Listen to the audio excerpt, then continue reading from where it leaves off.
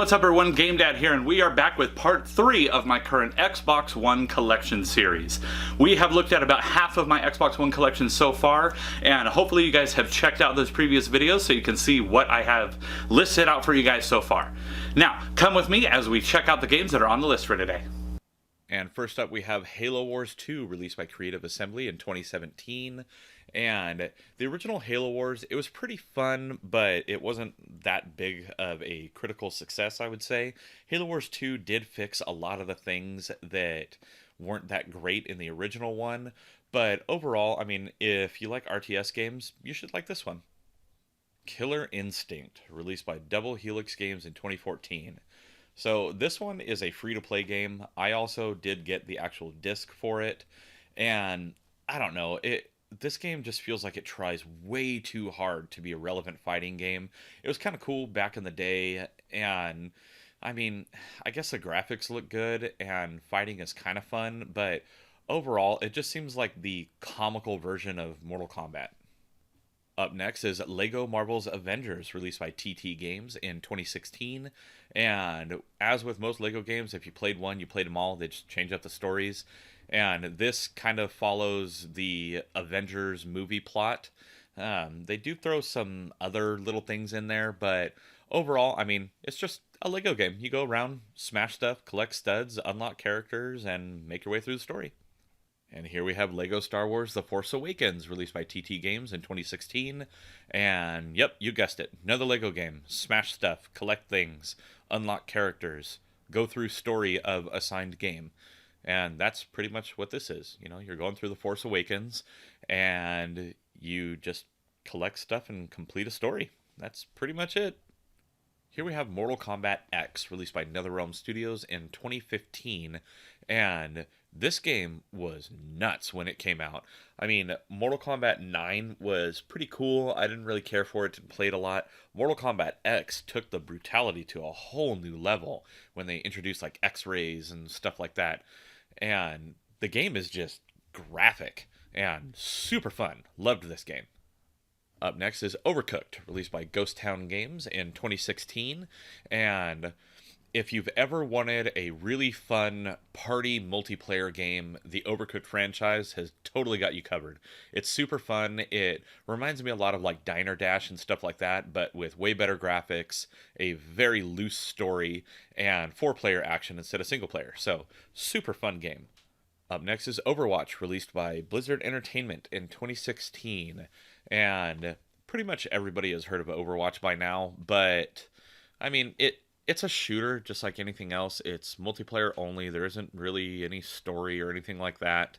And honestly, I don't really like playing this game because the community is super toxic. It's filled with nothing but people bashing you or just ultra competitive people, and it makes the game not fun, honestly. Up next, we have Plants vs. Zombies Garden Warfare, released by PopCap Games in 2016. And this is definitely a departure from a normal Plants vs. Zombies game, which is top-down, not really 3D or anything. This made PvZ into a total, like, third-person shooter, and it's freaking awesome.